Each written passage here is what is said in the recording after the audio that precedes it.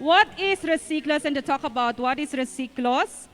He is the community development of resiklos. He is a graduate of doctorate in philosophy, major in business management in 2018.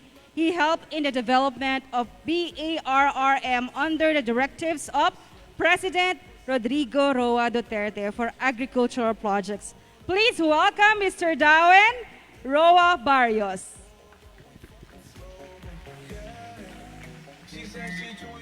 Magandang hapon po sa lahat. Once again, I am Darwin Roa Barrios, and it is very pleasant, and you as well, Miss Earth, very pleasant to see you here.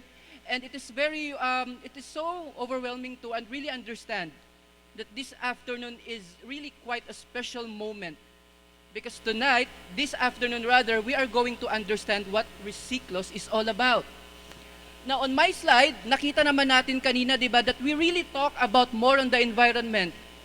We really talked about paano kaya tayo makakatulong to really reduce, reuse, but more importantly, what is resiklos and how resiklos can help in the community and in the Philippines. As we speak now, I've made some of my studies as well. In 2020, dito tayo nakaka-alarma po because as of 2020, we are already top 10 in the global as of in terms of plastic waste management. And nakita naman natin yung problema ng mga waste, di ba? We see it everywhere in the streets, in our home. And if we do not do something about plastic waste management, then the problem would pile up. And the generation to come, sila pa yung mapiperwisyo sa ginagawa natin ngayon. Ladies and gentlemen, introducing resiklos.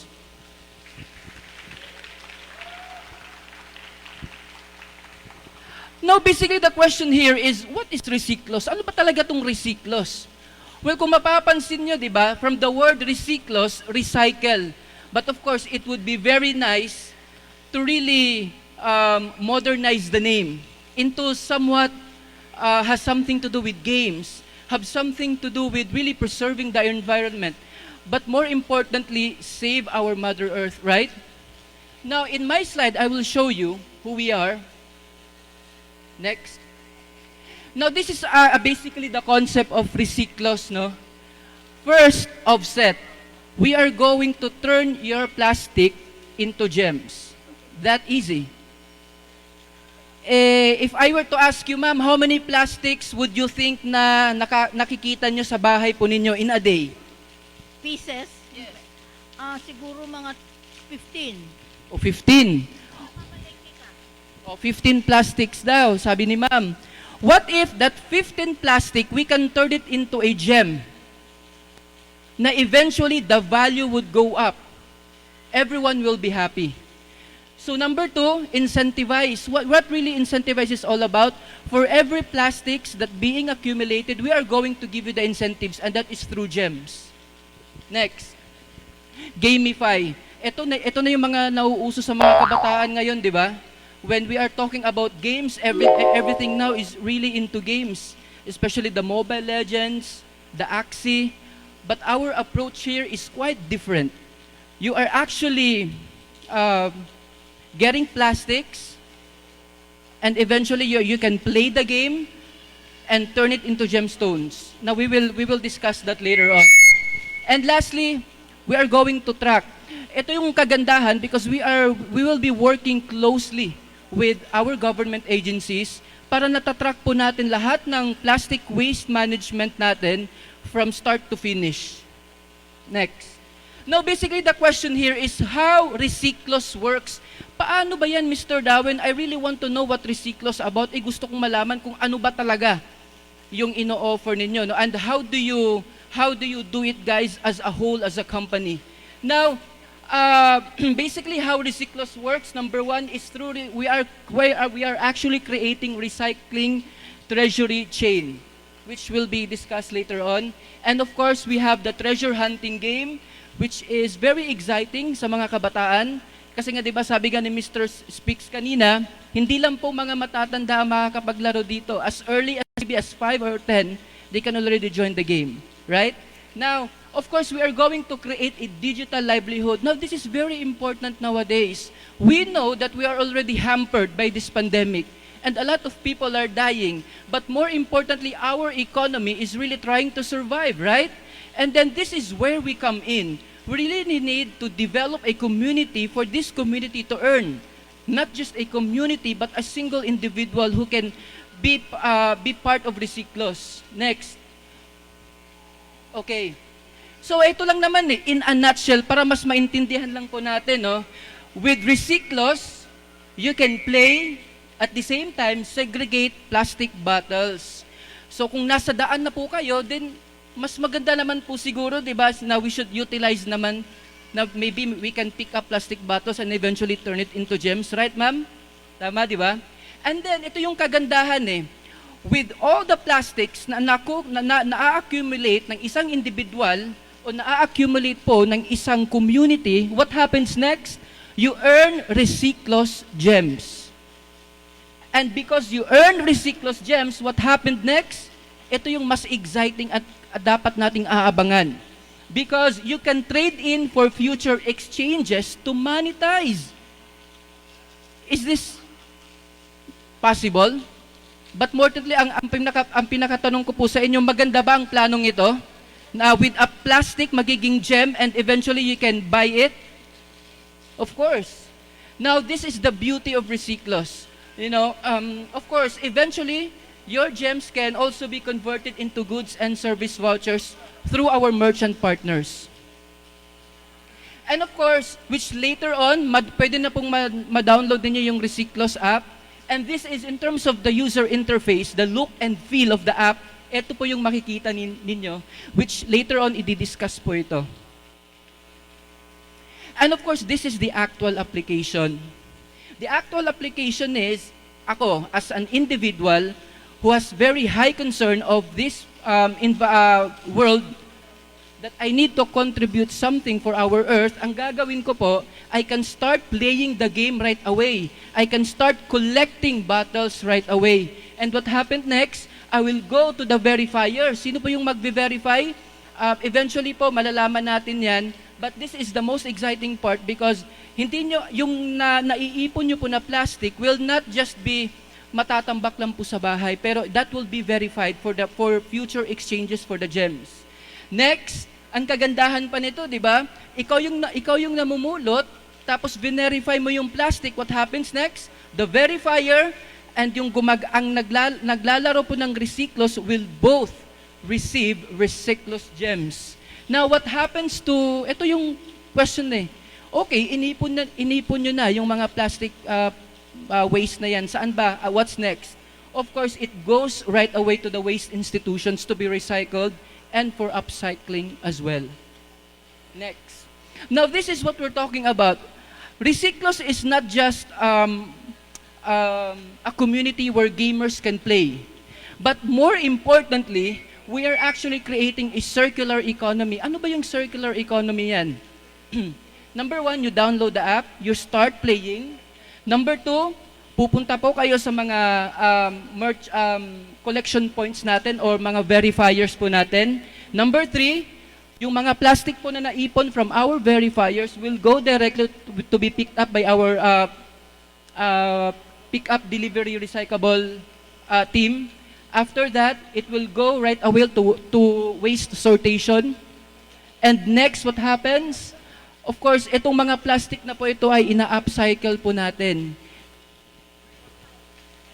Ma'am? What do you mean by verifier? Okay, ano ba yung verifier na yan? Kunyari, ako po yung participant na player. Nag-ipon na po ako ng sandamakmaks na sako ng mga plastic. Ano ang gagawin ko? Gusto ko nang kumita.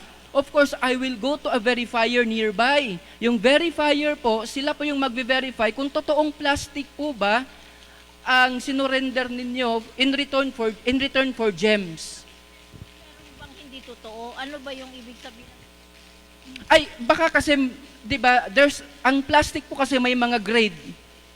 It is graded. Paano wala naman na grade 1, grade 2 yung... By number po yun. Makikita po yun. Okay? Ako yung player, I go to the verifier, and next, I will earn gems already. Sounds good, right? Okay. Now, because of this plastic that we have accumulated over time, what happens next is, we are going to upcycle it. Ang mangyayari pala niyan, etong mga plastic na na-collect natin, will be remodeled or maybe reproduced. Magkakaroon ng panibagong produkto based dito sa mga nakolekta natin plastics. And on the 6th, what happens next? Eto na, we are going to produce plastic materials, plastic merchandises from the plastic waste that we have collected and accumulated. And of course, yung pinaka-last na po niyan is number 7, the consumer will buy it. Iikot-ikot lang po yan. So that is the circular economy that we are talking about. Next. And this is, of course, you are excited as well. Okay, Sir Darwin, I really want to earn resiklos right now.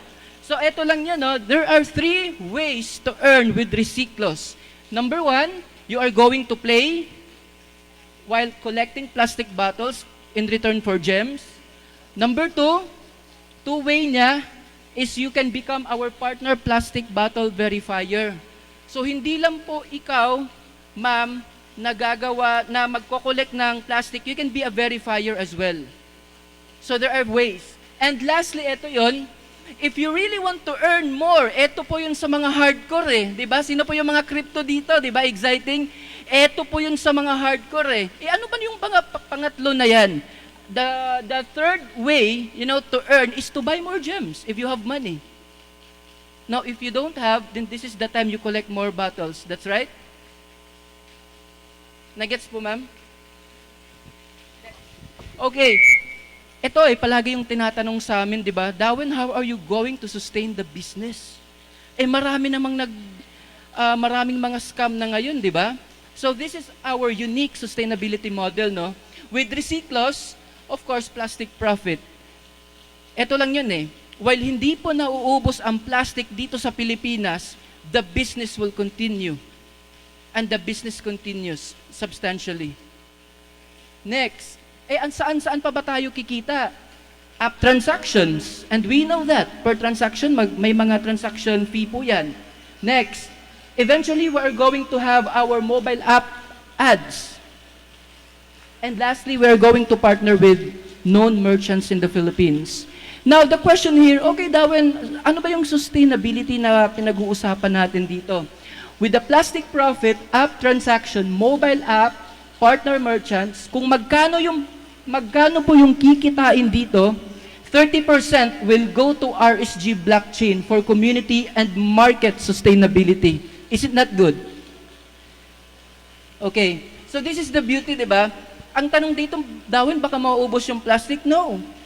Every day po, there's a newborn baby. For as long na may nabubuntis po, hindi po mauubusan ng plastic. And dito po magkakaroon na tayo ng sustainability. And this is a good partnership between Resiklos and you. Next. And of course, eto na yung Darwin eh. I am so excited on, I really want to start right now. So first and foremost, you need to download the app, which later ipapakita po natin. And of course, next you need to register, complete in-game missions, share and earn, redeem merchant vouchers, and of course, participate in our treasure hunting game. Ito lang po yun eh. Resiklos, we are practically new, relatively new in the business. But what we are seeing here is a very good market, but at the same time, very profitable market. For as long na may plastic po, the business continues. Now, ano bang kagandahan with Resiklos? Ano bang kagandahan ni Resiklos when I joined? Ito lang po yun. In 2020, nasa top 5 na po tayo. Top 10 in the world na plastic waste, tawag nito, nagko-contribute. And with your help, and with Resiklos, marireduce po natin yung plastic, mawawala po tayo sa top 10. Each barangay will be happy, our future generations will be happy because of a sustainable environment that we are providing. Ladies and gentlemen, we are Resiklos.